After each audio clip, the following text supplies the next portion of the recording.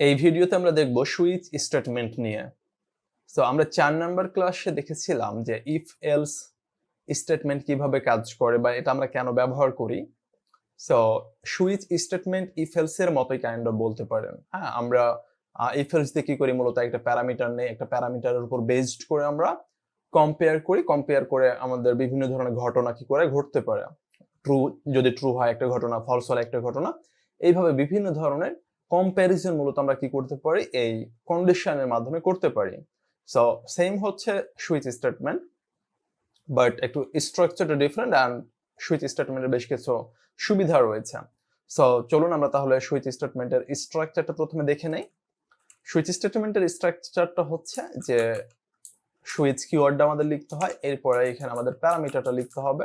It means যেই প্যারামিটারের উপর বেসড করে আমরা এই কন্ডিশনগুলো চেক করব, হ্যাঁ, বা এই যে বিভিন্ন ধরনের ঘটনা ঘটাবো। সো এখানে আমাদের প্যারামিটারটা থাকবে, এরপরে কার্লি ব্রেসেস, এন্ড এখানে বিভিন্ন ধরনের আমাদের কেস থাকবে। হ্যাঁ, অনেক কি থাকবে, আমাদের কেস থাকবে। সো এখানে আমাদের কোড থাকবে, এখানে কোড থাকবে, এখানে ঘটনা থাকবে, তারপরে এখানে কোড থাকবে।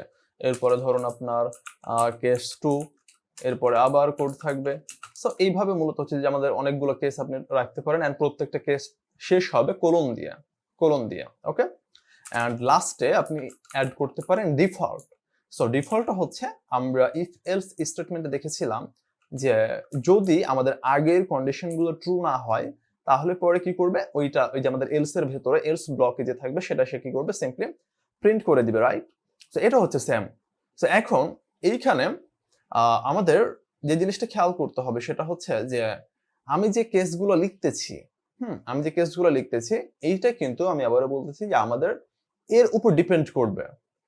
ইট মিনস এটাকে নিয়ে সে কি করবে, চেক করবে। সো আই থিঙ্ক আপনাদের কাছে স্টিল কিছুটা কমপ্লেক্স মনে হচ্ছে, আমি একটু ডিরেক্টলি এক্সাম্পলে যাই, তাহলে পরে আই হোপ আপনারা খুব ভালোভাবে বুঝতে পারবেন। হ্যাঁ, সো আমরা একটা খুব মজার একটা এক্সাম্পল নেব, সেটা হচ্ছে আমাদের সপ্তাহে কত দিন, 7 দিন, রাইট। সো আমরা 7 দিন প্রিন্ট করব। কিভাবে প্রিন্ট করতে চাচ্ছি, আমি চাচ্ছি যে ধরুন আমার ফ্রাইডেকে আমি 1 নাম্বার ডে ধরলাম। হ্যাঁ, ফ্রাইডে তাহলে মানে ডে 1 হবে, স্যাটারডে হবে ডে 2, সানডে ডে 3, এভাবে আমাদের কি হবে 7 পর্যন্ত যাবে। তাহলে আমাদের প্রথমে একটা প্যারামিটার নিতে হবে, রাইট, আই মিন ভ্যারিয়েবল নিতে হবে। তাহলে ভ্যারিয়েবলটার নাম আমরা কি দিতে পারি, ডে দিতে পারি, right. So day equal to আমাদের কোন একটা নাম্বার দিতে হবে, তাই তো। সো লেটস আমি 1 দিলাম, ডে ইকুয়াল টু 1 দিলাম। তাহলে এখন সুইচ স্টেটমেন্ট আমি কি করব, আমার সুইচ লেখার পরে এই প্যারেনথেসিসের ভেতরে এই যে ডে প্যারামিটারটা আমি পাস করে দিব। তাহলে এখন ডে প্যারামিটার পাস করার পরে আমি এখানে বিভিন্ন কেস ঘটাবো। কেসগুলো কি, যে আমার ডে এর ভ্যালু যদি 1 হয়, তাহলে কোলন দিব। কোলন দেওয়ার পরে আমরা কি করব, এখানে একটা মেসেজ দিব। ইট মিনস আমাদের যেটা দেখাতে চাচ্ছি বা ঘটনা ঘটাতে চাচ্ছি। তাহলে আমরা ঘটনা ঘটাতে চাচ্ছি যে কেস যদি আমার 1 হয়, অর্থাৎ ডে এর ভ্যালু, হ্যাঁ, এই ভ্যালুটা মূলত এখানে চেক করবে সিম্পলি। তাহলে এই ভ্যালুটা যদি 1 হয় তাহলে আমি চাচ্ছি যে এটা আমি ফ্রাইডে দেখতে চাচ্ছি। তাহলে টুডে ইজ, আমি কি লিখবো, টুডে ইজ ফ্রাইডে, ওকে। তো এটা হচ্ছে আমার কি 1 নাম্বার কেস।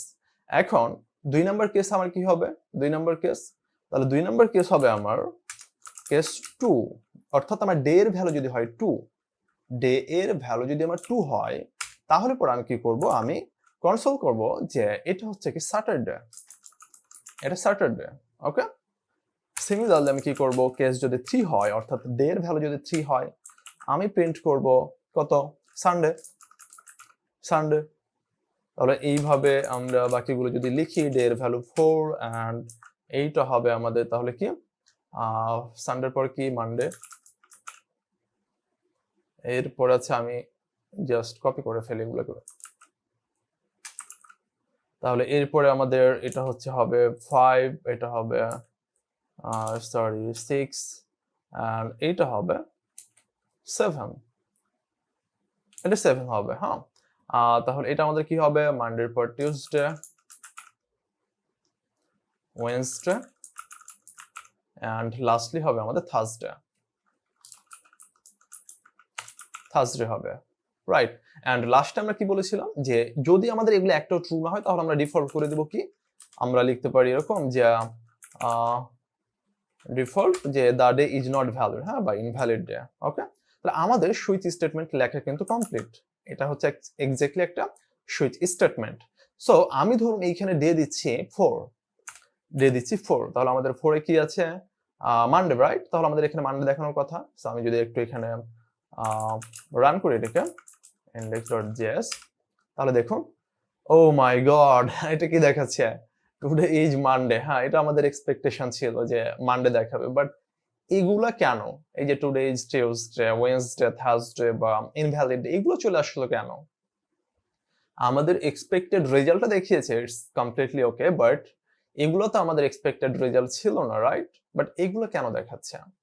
সো এইগুলা যদি আমরা দেখতে না চাই, তাহলে সুইচ স্টেটমেন্ট আমাদের বলতেছে অবশ্যই আমার প্রত্যেকটা যে ঘটনা আছে এই ঘটনাগুলোর পর আমাকে ব্রেক করে দিতে হবে। ব্রেক, ইট মিনস আমি বলতেছি যে লেটস সে ফ্রাইডে, আমি যদি রেজাল্ট ফ্রাইডে পেয়ে যাই তাহলে আমি কি করব না, আর এগুলোতে প্রবেশ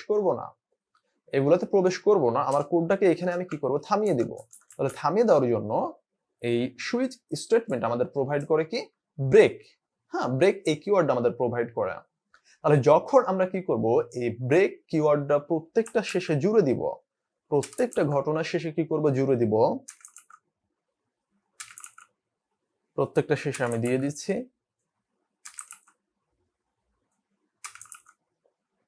সো তখন মূলত ঘটনা কি ঘটবে খেয়াল করুন, আমার ডে হচ্ছে কত, 4 কোথায় আছে, মানডে, রাইট? তাহলে মানডের পরে কি দেখতেছি কি, যে আমাকে ব্রেক করতে বলতেছে, ব্রেক। তাহলে কি হবে না, এরপরে এই বাকি যে ডে গুলো আছে এগুলো আর দেখাবে না। চলুন আমি রান করি, তাহলে এবার এক্স্যাক্টলি আমাদের শুধু মানডে দেখাবে। হ্যাঁ, তাহলে এই ব্রেকের কাজ হচ্ছে এইটাই। এন্ড ব্রেক যদি আপনি না দেন তাহলে প্রবলেম আপনারা দেখলেন যে আসলে আপনার এক্সাক্ট যে রেজাল্ট সেটা তো দিবে, বাট পরের গুলো অটোমেটিক্যালি সে কি করবে, প্রিন্ট করে দিবে। ওগুলোর কন্ডিশন চেক করতেই যাবে না, সিম্পলি সে প্রিন্ট করে দিবে। তাহলে একটা বিষয় আমরা দেখলাম, ঠিক আছে?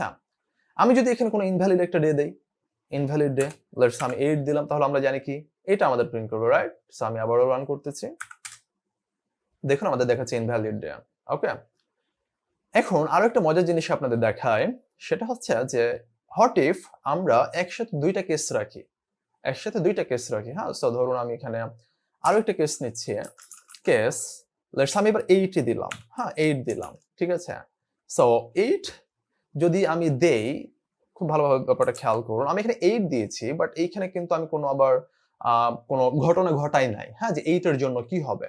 যদি এরকমটা করেন আপনি যে পরপর দুইটা কেস আপনি লিখে দিয়েছেন, বাট ঘটনা আপনি একটাই লিখেছেন, তাহলে এই দুইটা ঘটনার জন্য, আই মিন দুইটা কেসের জন্যই কিন্তু আপনাকে সেম আউটপুট দেখাবে। আবারও বলি, এই দুইটা কেস এখন কি হয়ে গেছে, একই হয়ে গেছে। একই বলতে এরকম না যে 3 and 8 সেম, এরকম না ব্যাপারটা।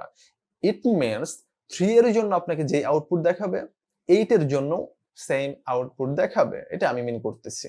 তাহলে এখন দেখুন আমার এখানে আমি যদি 3 দেই, হ্যাঁ আমাদের এটা 3 এর জন্য সানডে দেখানোর কথা, আমি এখানে 3 দিলাম, আর এটাকে যদি আমরা রান করি, দেখুন today is Sunday, completely okay. But আমি যদি এখন এখানে 8 দেই, তাহলে আমি যেটা বোঝানোর চেষ্টা করতেছি আপনাকে যে এই 8 এর জন্য আমাকে সেম আউটপুট দেখাবে, হ্যাঁ? সো আমি যদি রান করি, দেখুন আমাকে টুডে ইজ সানডেই দেখাচ্ছে। সো এটা অবশ্যই খেয়াল রাখবেন, যদি আপনি চান যে এরকম আমি একাধিক কেসের জন্য একটা আউটপুট দেখাবো, তাহলে আপনি এইভাবে লিখতে পারবেন, কোনো প্রবলেম নাই, ঠিক আছে?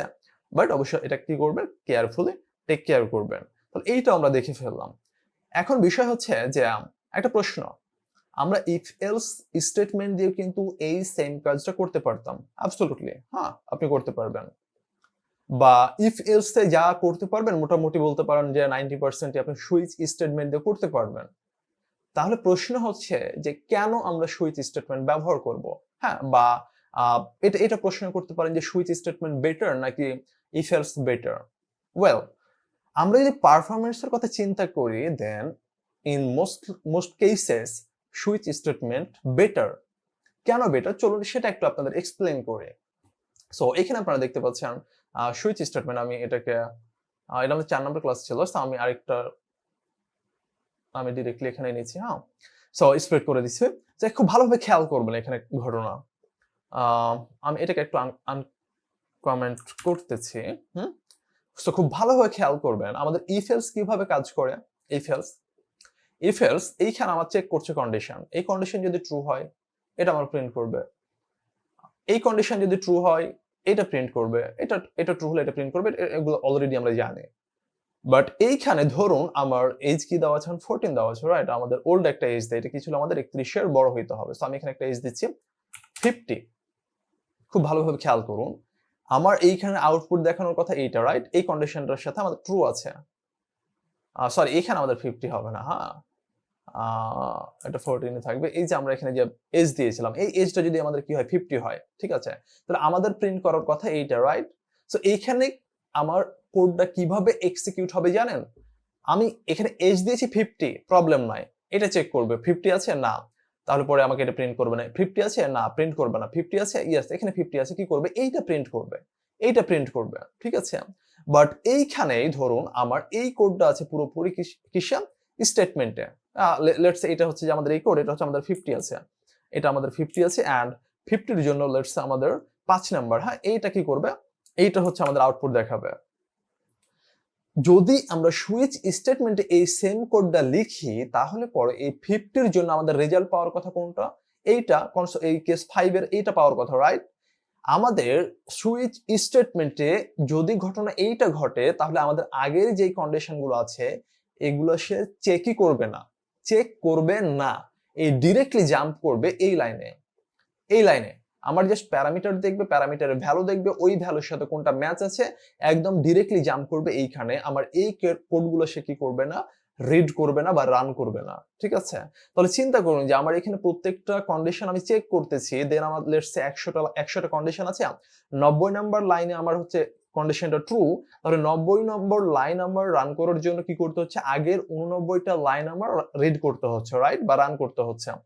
বাট এইখানে আমার ডিরেক্টলি জাম্প করবে 90 নাম্বার লাইনে, 89 নাম্বার লাইন পর্যন্ত সে কি করবে না, সে রিড করবে না বা রান করবে না।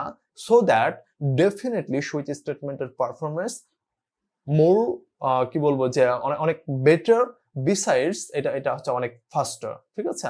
সো আপনি যদি দেখেন যে এরকম ঘটনা রয়েছে যেটা আমি সুইচ স্টেটমেন্ট দিয়ে করতে পারবো, then definitely I would recommend যে আপনি ইফ এলস ইউজ না করে সুইচ স্টেটমেন্ট ব্যবহার করবেন। সো এই ছিল সুইচ স্টেটমেন্ট নিয়ে টোটাল কথাবার্তা। আই হোপ যে এর বাইরে তেমন কোনো কিছু নাই যা আপনাদের কাজ করার জন্য লাগবে।